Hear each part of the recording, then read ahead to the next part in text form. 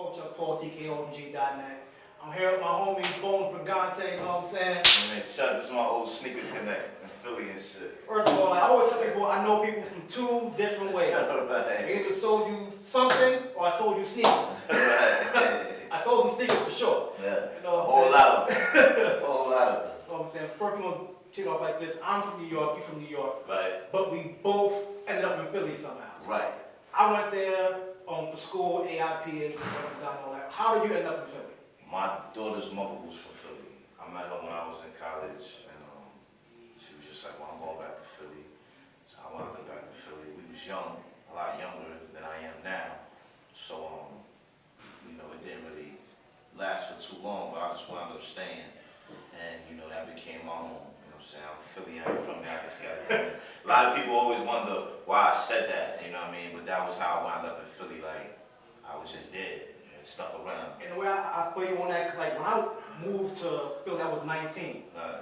But that's like where I really, like, kind of like grew up. Yeah, I became a man out there. It became there. You know Because when you're 19, you think you're grown, and you're 19, Yeah. 20, and you're paying your bills, and then 8, 9 years go by, and it's like, wow, like I really became a man in this town. So like, I hold Philly very dear to me, especially creatively, because that's where like, you know, that's why I really like developed the discipline to really sit down and hone my skills, you know what I'm saying? And what year did you move to Philly? I moved to Philly, my daughter was born in 2003.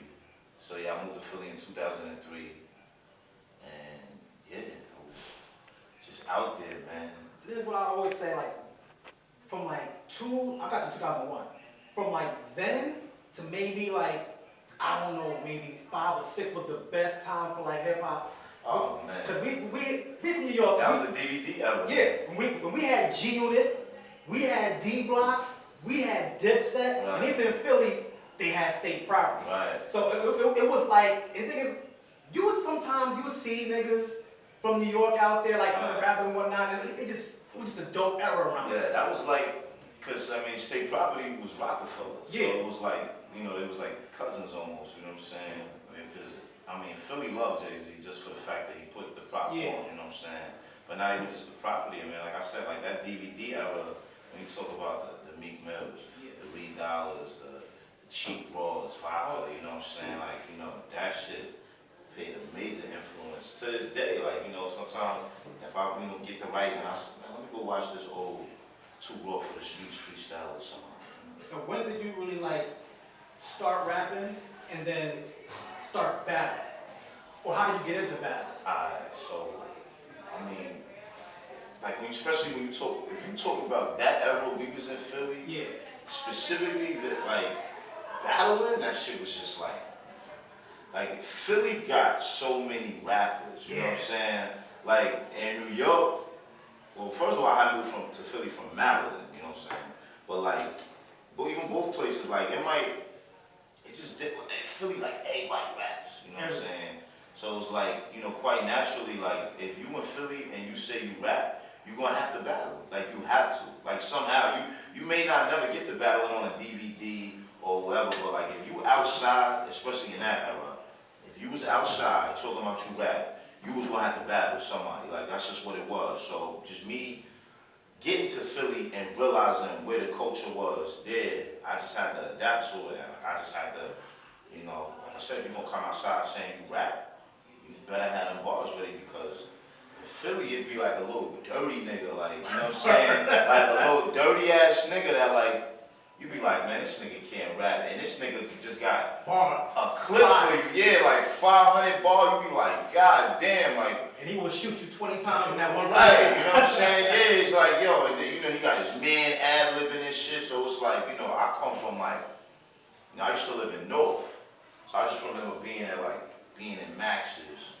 niggas talking about they rap, niggas on Erie Ave, like, nigga, I'm on the corner of Broad and Erie, like, niggas is just going at it, you know what I'm saying? You just gotta have them rounds ready, so, I mean, I rapped my whole life, but when I got to Philly, I was like more like, you know, little witty, slick shit, but when I got to Philly, that's when it was just like, yo, niggas just battling all the fucking time, man. And like, and back then, like, it's different now, like, someone say like, yo, my man rap, Alright, spit something. Yeah. You have to on the spot. Have to. You have It's to. not now niggas. Oh, I don't do that kind of rap. No, I need a bag for this. Or I only do songs. Yeah, I only do songs. I don't, you know what I'm saying? Because you know, you niggas is in the studio doing all types of little auto-tune tricks and shit like that. But back then, if you said you rap, it was like I said, I come from that let me hear something era. Yeah. You rap, okay, let me hear something. You know what I mean? Because that's essentially what like we even wrote for. Like, okay, I'm gonna have these 100 bars just in case. That's really how we wound up becoming battlers, because it was like, alright, I might see Jay-Z and this nigga might wanna hear me rap. Exactly. And if he likes me good enough, he's gonna give me a record dude. That was how Cicero wound up fucking with Game. Like, you know, allegedly, that's the legend of his story, is that he was backstage and he just told the nigga, let me hear you rap, and he spit mad bars, and he gave the nigga the Black Wall Street chain and all the money out of his pocket. So with us, like, in that mentality, it was like, okay, let me have these bars ready, just in case I run into somebody, and then you from that let me hear something ever, so then them bars that you had hoping that you gotta deal with, wound up becoming the bars that you battle with. And you better not run out of them shits, because a nigga just gonna have something for you, man. I have a quick funny story. This is about always being ready. Right. When I was in junior high school, college, I used to rap. Right. And it was like we had a group. And one of my friends, we used to go to Hot 97. Right.